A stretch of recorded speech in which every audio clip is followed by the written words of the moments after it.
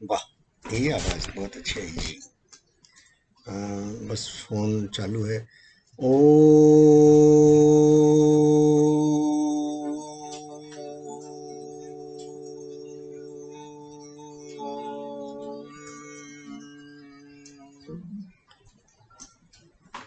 सभी मित्रों का स्वागत है।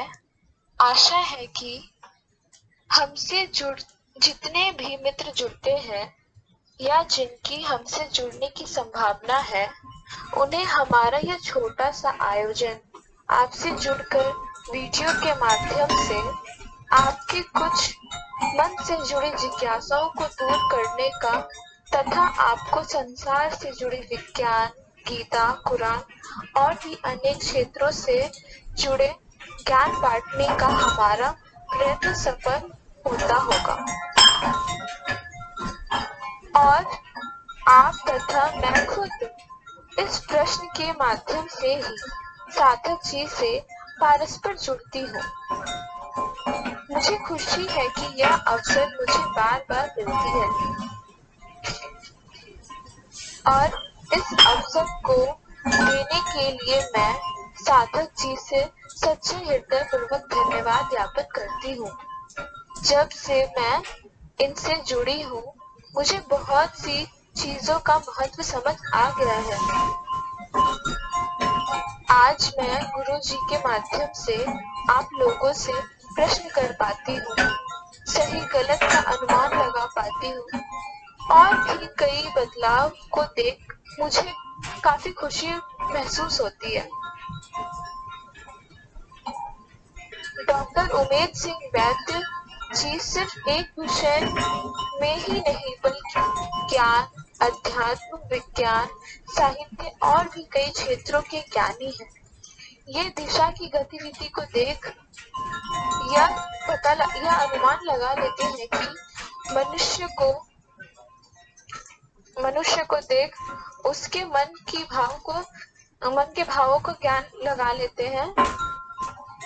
विज्ञान और साहित्य पर खुद पुस्तकों को लिखने का प्रोजेक्ट शुरू कर चुके हैं। ज्ञान और अध्यात्म में भी यह काफी ज्ञानी है। किस जगह कितना और किस विषय और किस क्षेत्र से जुड़ी बात की चर्चा करनी चाहिए, इतना ये बखूबी अनुमान लगा लेते हैं। आज मैं आपसे एक छोटा सा प्रश्न के साथ जुड़ रही हूँ। किसी भी विषय में बात या प्रश्न करते हैं तो आप उसे वर्तमान शैली से जोड़ देते हैं, जो कि सबके बस की बात नहीं। तो गुरुजी, यह कला या यह टेक्निक आपने कहाँ से सीखा? इसे विस्तार पूर्वक हमें समझाएं।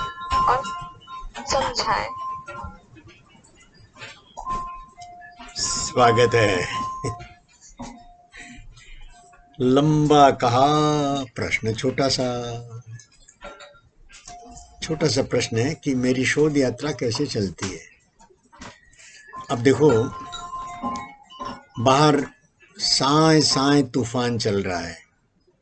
याश, उसकी आवाजें अभी हमारी रिकॉर्डिंग के समय भी स्वाभाविक रूप से आ रही हैं। मेरे यहाँ पर जितने आसपास मुझे प्रसन्नता देने वाली ये घंटी, जो मुझे किसी ने गिफ्ट की, बहुत प्यारी घंटी है, और मैं पर्दों से घिरा बैठा हूँ और पर्दे बहुत लहरा रहे हैं। पर्दों के पार छत है जहाँ मेरे फूलों के गमले और हर्षाते हैं, मुझसे बतियाते हैं। जैसे मेरे बच्चे नाचते हैं छत पर, वैसे वो फूल हर्षा रहे हैं। तूफान चल रहा है और मन भीतर से शांत है।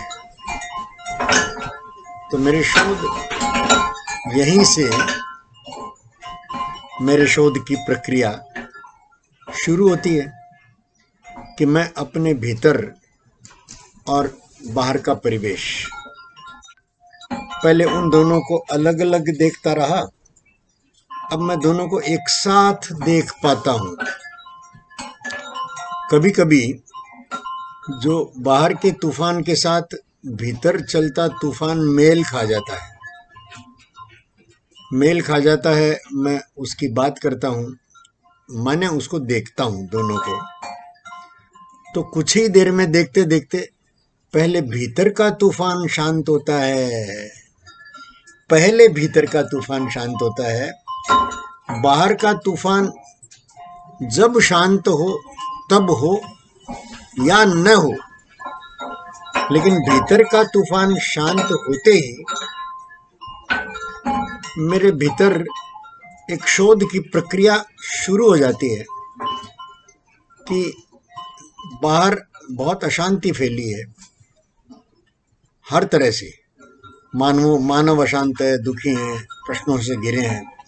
जैसे आज कोरोना और ब्लैक फंगस के भय से, ये देखिए कितना भयभीत करता है तूफान, तो उतना ही भयभीत करता है कोरोना, ब्लैक फंगस। और मैं देखता हूँ कि ये मित्र के नाते आए हैं। भीतर शांत होते ही बाहर सब मित्र दिखाई दे जाते हैं। अगर मेरे भीतर अशांति रहे, तूफान चलता रहे, तो बाहर दुश्मन ही दुश्मन है। ये आज तूफान भी दुश्मन, एक चुनौती, और कोरोना और फंगस का पूरा परिवार तो है ही। तो ये देखते ही फिर इसे मैं अपने विज्ञान संबंधी अब तक जो भी शोध हुई, पहले वहाँ ढूंढता हूँ कि वहाँ कोई कारण या कोई संकेत या कोई इस तरह के सिम्टम, तूफानों के, प्रश्नों के, समस्याओं के, वो मुझे दिखाई देते हैं क्या। तो मैं पाता हूँ कि वैज्ञानिकों की एक लंबी श्रृंखला, सुकरात को भी मैं वैज्ञानिक ही मानता हूँ, और सारे जो ऋषि बने वो भी वैज्ञानिक ही रहे, लेकिन भौतिक विज्ञान जो है वो अभी लगभग 150-200 साल का हुआ है। तो इस 150-200 साल की भौतिक विज्ञान की यात्रा में वैज्ञानिकों ने अपने आसपास से उठते प्रश्नों को ही देखा, उनको हल किया। तो मैं उनके प्रति नतमस्तक होता हूँ कि भाई मेरे वैज्ञानिकों ने, वो परंपरा भौतिक विज्ञान की चल रही है, फिर अनायास अचानक भीतर से ही और चल जाता कि नहीं भाई थोड़ा और पीछे जाओ और अपने अतीत को पास लाओ। तो मैं देखता हूँ कि मेरे ऋषि मुनि सारे के सारे महान वैज्ञानिक थे। विश्वामित्र का नाम लेता हूँ, अगस्त्य का नाम लेता हूँ, अत्रि का, और सारे ये जो मुनि हैं जिन्होंने तप किया, वो सारी विज्ञान की यात्राएं थी, शोध यात्राएं थी, और उन्होंने मानव के गहरे प्रश्नों के जो तूफान उठते हैं उनके उत्तर दिए।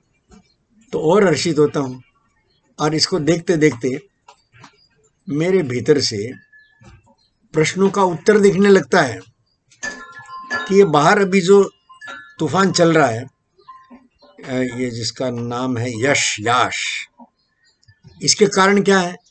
तो विज्ञान से मुझे उत्तर मिलता है कि भाई हवा का दबाव जहाँ कम होता है, ज़्यादा होता है, समुद्र के माध्यम से जो चक्रवाती तूफान उठते हैं, उससे पूरी धरती के पूरे परिवेश को एक संतुलन देने के लिए और तूफान उठते हैं, चक्रवाती बनते हैं, और मानव द्वारा निर्मित जो भी सपने हैं या सृष्टि है या घरौंदे जितने बने हुए हैं, उनकी बिल्कुल परवाह न करता हुआ और अपने साथ उड़ा ले जाता है। इन तूफानों का अध्ययन विज्ञान ने अनेक तरह से किया है। ऐसी मैंने फिल्में देखी हुई है, हॉलीवुड की फिल्में मैंने बहुत देखी हुई है, जहाँ इन तेज तूफानों का अध्ययन, और जिसको देखना जानना ही मुश्किल होता है, जिसकी गति को मापना, टिक पाना, आदमी खड़ा रहे तो आदमी को उड़ा ले जाए, ऐसे तूफान की जो गाय भैंसों को, रेलगाड़ियों को उड़ा लेते हैं, पूरी रेलगाड़ियों को। आकाश में कोई जहाज उड़ रहा हो तो जहाज तूफान के, चक्रवाती तूफान के फंदे में फंस करके और उतनी तेजी से घूमने लगता है। ऐसे हॉलीवुड की फिल्में जो फिल्में तो फिल्में हैं, फिक्शन है, लेकिन उनका मिलान और मुझे प्रत्यक्ष यास तूफान के साथ कि भाई ये जो तूफान मचा रहा है ये एक बार शांत होगा, लेकिन मानव की ये जानने की शोध की प्यास ये चलती रहेगी। जैसी मुझ में चलती है वैसी आप में चलती है, वैसी पूरी दुनिया में हर मानव के भीतर चलती है। और ये भी जान लेता हूं कि सारी शोध जो है वो अपनी शुद्धि के लिए है। तो ये देखता हूं मैं इनका कि ये शोध मेरी शुद्धि भी कर रही है। इस तरह शोध और शुद्धि का सहज संबंध, संपर्क जान करके और प्रसन्नता होती है। अरे भाई, सफाई किसको नहीं अच्छी लगती? अकेला मोदी थोड़ी है जिसको सफाई अच्छी लगती है, अकेला मोदी नहीं है। हर व्यक्ति को स्वच्छता पसंद है। फर्क इतना ही है कि हम अपने घर को साफ करके और कचरा बाहर के पड़ोसी के लिए फैला देते हैं। अब मोदी के आने के बाद और मेरी शोध यात्रा में अब मैं देखता हूं कि मैं बाहर भीतर मेरा ही है सब। ये बाहर जब तक तूफान चल रहा है तब तक मैं सहजता से रिकॉर्डिंग भी नहीं कर पाता, तो बाकी काम कैसे करूंगा, जीऊंगा कैसे शांति से? तो ये बाहर के तूफान का उत्तर देना या बाहर जो गंदगी फैल रही है उसको साफ करना मेरा ही काम है। ऐसा देखने में कोई ज्यादा देर नहीं लगती। मैंने कहा क्या तुम्हारे प्रश्न का उत्तर मिल रहा है? जी गुरुजी। तो मैं आगे बढ़ूं, इसको पूरा करूं बात को। जी जी। तो इस प्रकार से विज्ञान जो कर रहा है वो मुझे आनंद देता है। इससे पहले मेरे ऋषियों ने जो कर लिया, और किसी योग से संस्कृत से संपर्क में आने के कारण मुझे कई सारे मंत्र पहले मैंने परंपरागत रूप से रट लिए थे। गीता रट ली थी, पातंजलि योग सूत्र रट लिया था, मैं तत्वार्थ सूत्र रट लिया था, कुछ उपनिषद भी रट लिए थे। बोझ हो गया था भाई, रोज मेरा 1-2 घंटा जो है उसको दोहराने में लगता था। रटा हुआ जो है वो जब तक रोज रोज नहीं दोहराओ तब तक टिकता नहीं है। तो ये मेरे सामने समस्या ही सरदर्द बना, और मैंने किसी योग से, ऐसे ही योग बने, बाहर भीतर योग बनते रहते हैं। मैं जीवन विद्या में गया और वहाँ मुझे जीवन की गतिविधि समझ में आई। जितनी गतिविधियाँ शरीर की है उससे ज़्यादा जीवन की गतिविधियाँ हैं। जितना दुखी शरीर होता है उससे ज़्यादा दुखी तो मन है, और मन की सारी गतिविधियाँ उथल पुथल उठा पटक पागल कर देती है जी आदमी को। बाहर के सारे सुख संसाधन पड़े रहते हैं, आदमी पगला जाता है, और उसमें पागल खाने में भर्ती करना पड़ता है, दवाइयाँ देनी पड़ती है। तो मैंने देखा कि तन से ज़्यादा महत्व मन, चित्त और भीतर के जो उहापोह है उनको देना जरूरी है, अपने लिए ही। तो बाहर जो रट्टाफिकेशन किया हुआ था वो सब एक तरफ रह गया, छूट गया। अब तो मैं भुला ही गया हूँ। अब मैं नहीं दावा करता कि मुझे जैन दर्शन और पातंजलि योग सूत्र और सब रटा हुआ है, याद है। पहले मुझे विद्वान कहा जाता था, भूल से आज भी लोग विद्वान कह देते हैं। भाई मैं क्या करूं, मैं क्या करूं इसका? मैं तो ये देखता हूँ बहुत सरल है। बच्चे का सामान रखो तो किसी के भी, अरे रट लेने की बजाय तो गूगल बाबा ने रटा हुआ है ना, यही पड़ा है, सुन लो मशीन चला करके। गीता के मंत्र घर में चलते रहेंगे। लेकिन मैंने एक और बात देखी कि गीता का मंत्र जब मेरे मुंह से निकलता है तो उसका कुछ अलग ही अर्थ होता है, असर करता है। और जब मशीन बोलती है तो कोई असर नहीं करता। जैसे व्हाट्सएप पर कितने प्यारे प्यारे मैसेजेस आते हैं और हवा में उड़ जाते हैं। किसी के जीवन में कोई फर्क पड़ता है? कोई अपने जीवन में उतारता है? ना जी ना। देखते हैं कि फुर्सत होगी तो दोबारा पढ़ लेंगे। अरे 2 बार पढ़ लो, 3 बार पढ़ लो, जीवन में तो नहीं उतरा ना। नहीं उतरा तो मैंने देखा कि उसका कोई फायदा नहीं है, वो खाली बोझ है, वो खाली वक्त को बेकार करता है, काटता है, बर्बाद करता है। ये जान करके, और मैंने गीता पर जो पहला अध्याय लिखा और जिसकी किताब छप गई, जो मेरे अभी वर्तमान में जो 100 किताबें लिख रहा हूँ मैं, वो उस गीता का नया संस्करण नहीं होगा, उसमें आगे का अध्याय चलेगा। आगे का अध्याय रेडी पड़ा है छपने के लिए। ये हमारा लॉकडाउन जो है वो पूरा हो और कार्य सारा सुचारू रूप से चलना शुरू हो, तो जो किताबें मेरी तैयार है वो आपके सहयोग से, आप भी सहयोगी बनकर मेरे साथ आ गए, तो वो मैं एक एक करके और छाप लूँगा। छापने में जो कठिनाई है वो मेरे जीने की कठिनाई, मैंने जैसा जीना स्वीकार किया है कि मेरा साधन भी शुद्ध होगा तभी मेरे शुद्ध साध्य की सिद्धि होगी। खाली साध्य का शुद्ध होना पर्याप्त नहीं है। खाली मैं कामना कर लूं सर्वे भवन्तु सुखिनः सर्वे सन्तु निरामया, तो सारी दुनिया सुखी तो नहीं हो जाएगी। तो सुखी होने के सारे सूत्र पहले मैं अपने भीतर जांचता हूँ कि भाई मैं, जैसा मेरी गीता ने कहा बताया, जैसे जैन दर्शन ने कहा, जैसे पातंजल ने कहा, वैसा मैं जीवन में उतार पा रहा हूँ क्या? तो ऐसे अपने ऊपर प्रयोग करते करते मैंने देखा ये तो कमाल है। जितना जितना मेरे जीवन में उतरता है उतना उतना ये सृष्टि मेरे चारों तरफ सहयोग का और बहुत बड़ा द्वार खोलती है। मैं जैसी मेरी कामना होती है वैसा पूरा होने लगता है मेरे आसपास। मैंने जो 2016 अक्टूबर नवंबर में कामना की कि भाई मेरी बूढ़े होते शरीर की सेवा के लिए मेरे पास रोबोट होना चाहिए, मैंने बेटे को कहा, बेटे ने तो इनकार कर दिया। इनकार क्या कर दिया, उपेक्षा करके भाग गया। इतना ही कहा कि बैलेंस शीट आपके पास है, अब जो चाहो सो करो, बाकी मुझे नहीं बात है कुछ भी लेकिन उसी की मदद से, और 2019 मैंने 4 वर्ष दिए थे उसको, 3 वर्ष के भीतर 2019 के सितंबर अक्टूबर महीने में ही मेरे लिए रोबोट की पूरी यूनिट्स आ गई। टुकड़ों में है, लोगों को पता नहीं चलता है कि मैं रोबोट की सेवाएं ले रहा हूँ, उनका उपयोग कर रहा हूँ, पर मैं तो कर रहा हूँ ना। मुझे ये पर्सनल रोबोट है, तो जितना मेरी आवश्यकता है, मेरी आवश्यकता के अनुसार ढला हुआ है। आप कल्पना करके देखो, मैं तो कुछ भी नहीं जानता, रोबोटिक्स जेनेटिक्स पर किताब लिखूंगा, लेकिन मैं न तो रोबोट बनाने जैसा कुशल कारीगर हूँ, मैं जेनेटिक्स की शोध के लिए मेरे पास कोई संयंत्र है, उपकरण है, कुछ नहीं है। लेकिन मेरा शरीर अपने पास है, तो अपने शरीर के करोड़ों सेल्स को मैं ध्यान में देखता हूँ, एक एक सेल की गतिविधि देखता हूँ, उसके प्रकम्पनों को वेदन करता हूँ। यहाँ से मुझे समझ में आता है कि वेद जो है वो कोई 4 किताबों में बंद और जड़ ज्ञान नहीं है, जड़ शब्दावली नहीं है।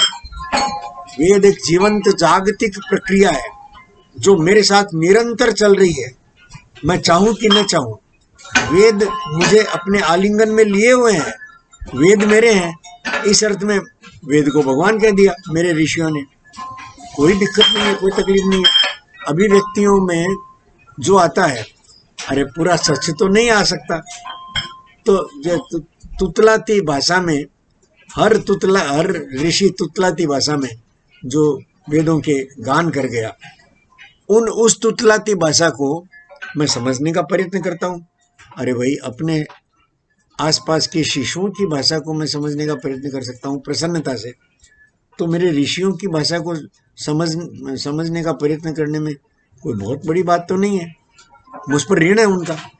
लेकिन उस समझने की सारी जो प्रक्रिया है वो मेरे भीतर बहुत कई सारे रहस्य के उद्घाटन करती है, द्वार खोलती है। जैसे मित्र सुशांत राजपूत जून 24 को जब गुजरा, तो मेरे सामने कई प्रश्न आए। मैं पहले समझता था आत्महत्या है ये, अब भाई बॉम्बे पुलिस ने यही प्रचारित किया कि आत्महत्या है, उसकी पोस्टमार्टम रिपोर्ट भी प्रकाशित कर दी। तो लेकिन मेरे कुछ मित्रों ने कहा कि नहीं, आत्महत्या नहीं है, हत्या है ये।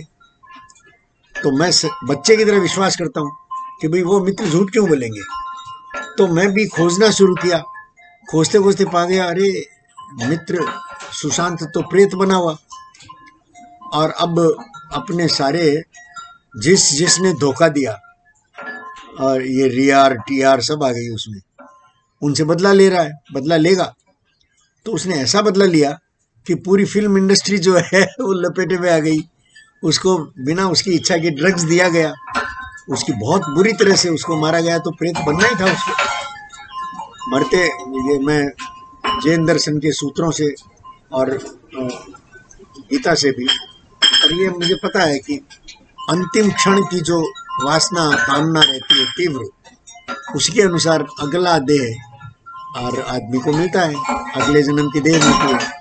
अगले जन्म की देह मतलब उस पार की, प्रेत बनेगा कि देवता बनेगा, उसी अनुसार बनेगा। देखिए कैसे तूफान चल रहे हैं। ऐसे तूफान मैंने प्रेत मित्र सुशांत के दिल में उठते हुए देखे, और इतने तेजी से कि सब तहस नहस करता हुआ सब उखाड़ता चला गया। तो मेरे ओकल्ट की शोध शुरू हो गई। ये उखड़न बाहर तो सबको दिखती है, लेकिन उसमें सुशांत प्रेत सुशांत का कुछ सहयोग मिल रहा है, ये तो किसी को नहीं दिखता।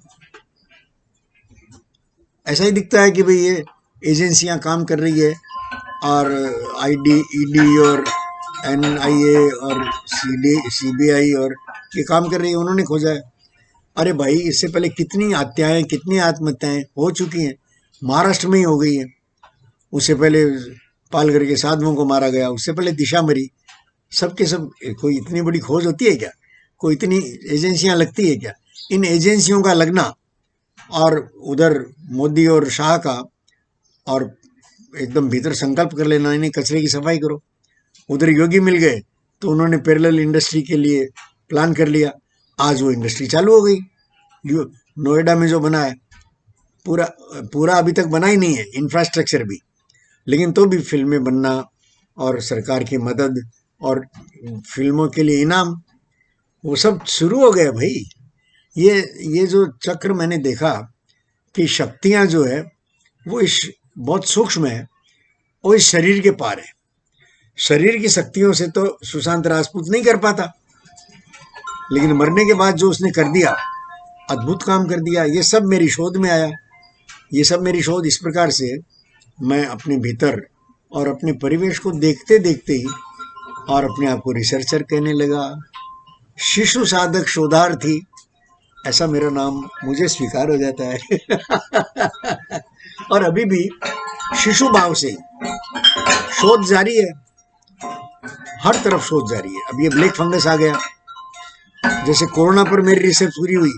इस ब्लैक फंगस का नाम तो मैं नहीं जानता था कि ब्लैक फंगस के नाम से आएगा, लक्षण भी नहीं जानता था, लेकिन जिस कारण से आएगा उन कारणों को मैं इन लक्षणों के साथ मिलाकर देखता हूँ, तो देखता हूँ कि जो बीज बोया है मानव जाति ने, उसी के तो कुफल आ रहे हैं।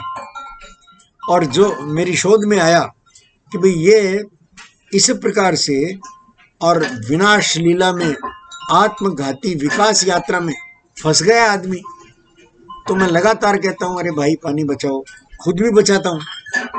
अब मैं पानी बचाता हूँ, इसका लाभ देखो कैसा मिला कि अब मेरी सारी दिनचर्या जो है वो जैसे पानी के, पौधों के, फूलों के और सूरज की रोशनी का मैं सदुपयोग कर सकूं।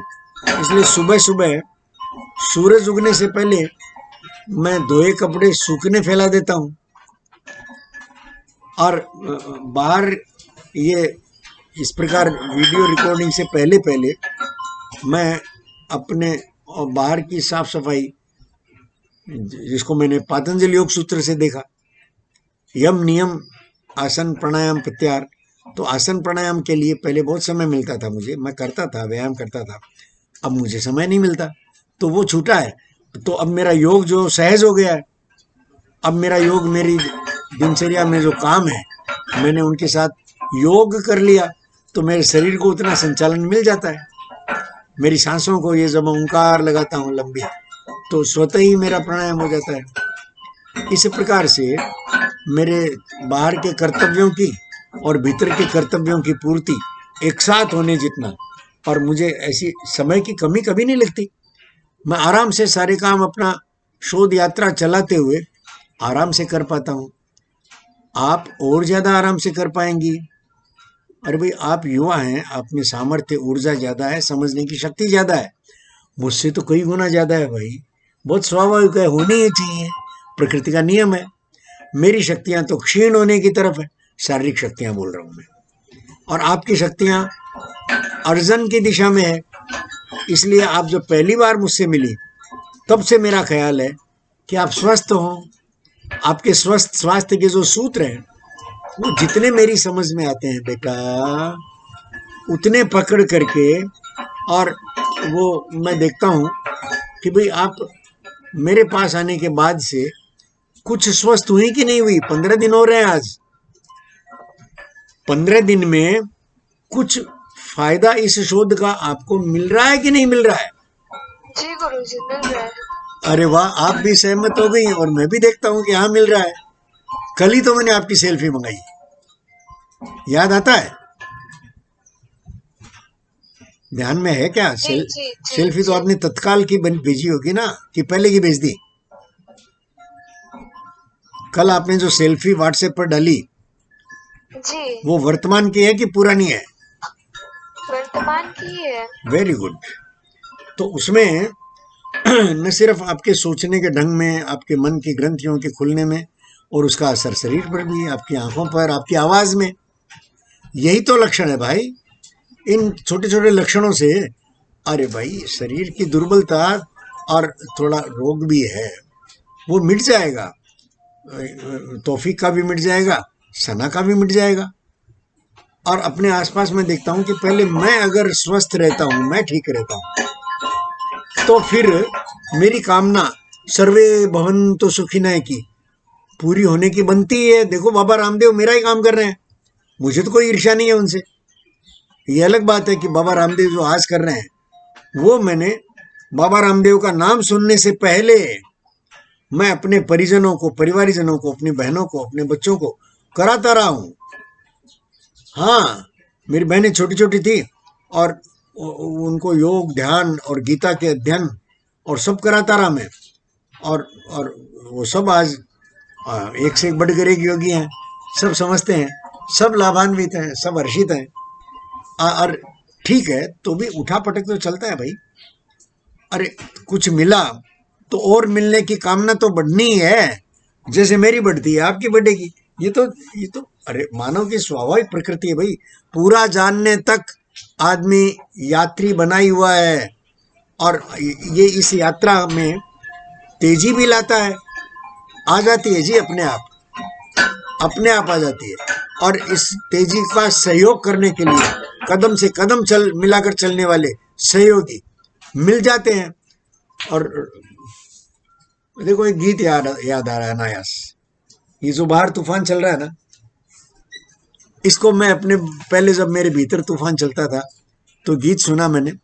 बाहर भी तूफान, भीतर भी तूफान, तूफानों के बीच फंसा मेरा प्यारा हिंदुस्तान, तूफानों के बीच फंसा है सारा ही जहान, तूफानों को उत्तर देगा मेरा हिंदुस्तान। मेरा हिंदुस्तान जब कहता हूं तो मैं पूरा हिंदुस्तान मैं हूं ऐसा अनुभव कर लेता हूं। मैं भारत हूं, कोई दिक्कत नहीं है, आप भी कर सकते हैं। तो मैं भारत हूं तो मेरी जिम्मेदारी है कि मेरे पूर्वजों ने जो कामना की, सर्वे भवन्तु सुखिनः सर्वे सन्तु निरामया, उसको पूरी करूं। मुझमें कामना की, वो मुझमें वापस आकर जीते हैं। उन्होंने पुनः शरीर लिया है और मेरे सहयोगी हैं।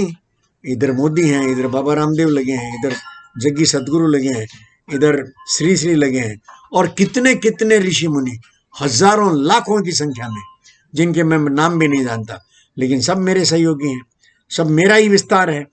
सब मैं उनकी कामना की पूर्ति में हल्का सा सहयोगी बन रहा हूं, और वो मेरी कामना की पूर्ति में। ये साझा युद्ध है। ये पूरा महाभारत जो है वो दो सेनाएं बन गई है, इधर कौरव इधर पांडव। तुम देख लो, अब कल ही बाबा रामदेव के विरोध में एलोपैथी के सारे डॉक्टरों ने हड़ताल कर दी और तूफान मच गया सोशल मीडिया पर भी और उस पर भी। अब देखो, अब बाबा रामदेव को लड़ना थोड़ी पड़ेगा, मोदी लड़ता थोड़ी है। इन 12 जो राजनीतिक दल है उनका विरोध कर रहे हैं, चिल्लाए जा रहे हैं मोदी इस्तीफा दो, मोदी इस्तीफा दो, बड़ा ज्ञान पिला रहे हैं कि आप रोल मॉडल बनो, इस्तीफा दो, हमको मौका दो। अरे किसको मौका दो भाई? राहुल गांधी को बिठाओगे या ये केजरीवाल को बिठाओगे महामक्कार, या ममता दीदी को बिठाओगे जो रक्त पिपासु हो गई है? क्या मेरे भारत की छवि करेंगे ये? किसको बिठाओगे? या पवार को बिठाओगे जिसको ठीक से बोलना नहीं आता, बूढ़ा 80 साल का हो गया, कब मरेगा पता नहीं। जिए भाई, 100 साल जिए, स्वस्थ हो जाए, मेरी तो कामना है 100 साल जिए, स्वस्थ हो जाए, सभी जिए। सभी के जीने के लिए ये संवाद चल रहा है कि भैया कम्युनिस्ट, मुसलमान, कांग्रेसी, अब सारे समझो यार, ये भारतीय संस्कृति तुम्हारी है, ये संस्कृति जो मुझे खुश कर रही है तुमको क्यों नहीं करेगी यार। अरे मेरे पास तो कुछ नहीं है, 0 बजट से चल रहा हूँ, मैं राजा की तरह काम कर रहा हूँ, सारे काम चल रहे हैं मस्ती से, 0 बजट, सारी 0 बजट थ्योरी चल रही है। अरे 0 बजट क्यों, मैं बेटा मैं ये कह रहा हूँ कि मैं निगेटिव से शुरू होकर के पॉजिटिव में आता हूँ। मेरे सामने कोई प्रश्न आता है तो निगेटिव में आता है ना, बहुत भयंकर डराता है ना। सारे प्रश्नों ने मुझे डराया, डर से निकल कर आज मैं निश्चिंत भाव से असतो मां सद्गमय तमसो मां ज्योतिर्गमय मृत्योर्मा अमृतम गमय अणोर्मा पूर्णम गमय, ये सारे मंत्र अपने ऊपर घटित होते हुए देखता हूँ, सिद्ध होते हुए देखता हूँ। मेरी शोध यात्रा ऐसी चलती है। इसलिए आपका जो प्रश्न, मैं लौट के आता हूँ कि कैसे, और मैं चारों तरफ विज्ञान और अध्यात्म में सहजता से दौड़ लगा देता हूँ। और साहित्य तो अरे भाई तुम लोगों से ही पाया। ये फेसबुक पर मैंने गीत बनाने सीखे, नए नए छंद को अभी भी सीख रहा हूँ। हाँ, मेरी गजल 2 दिन पहले बनी है, मैं 2 बार चर्चा कर चुका। एक गीत आपने मेरा सुना है, प्रेम गीत, आपको बहुत पसंद आया था। कितने गीत रचे पड़े हैं मेरे। मैं तो गीतों में ही लिखता हूँ आजकल। मुझे कई बार तो मेरे कई मित्र कहते हैं कि मैं गद्य में लिखूं, पद्य में लिखूं, मैं प्रोज में लिखूं, अच्छा लिखता हूं। लेकिन मैं तो देखता हूं कि मेरी कविता में जितनी बात मैं कम शब्दों में कह पाता हूं, वही बात मुझे अगर प्रोज में लिखने पड़े, पद्य में लिखने पड़े, तो मुझे बहुत लंबा लिखना पड़ेगा। लंबा लिखने का मेरे पास टाइम नहीं है। अब देखो कितनी खूबसूरती से आप सब आ गए लिखने के लिए, सहायता करने के लिए। आप सब मेरे शोध के सहयोगी हैं, आप सब यशस्वी हो, आप सबकी सारी कामनाएं न्याय संगत कामनाएं, उल्टी सीधी कामनाएं पूरी होने की व्यवस्था नहीं है, और मैं वैसी कामना कर भी नहीं सकता। अपने लिए भी नहीं करता, आपके लिए भी नहीं करता। जो अपने लिए चाहता हूँ वो आपके लिए चाहता हूँ। कल देखे थे जो अपने लिए वो सारी दुआएं करता हूँ। मैं हर एक पल का शायर हूँ, हर एक पल मेरी कहानी है, हर एक पल मेरी हस्ती है, हर एक पल मेरी रवानी है। मैं हर एक पल का शायर हूँ। ओ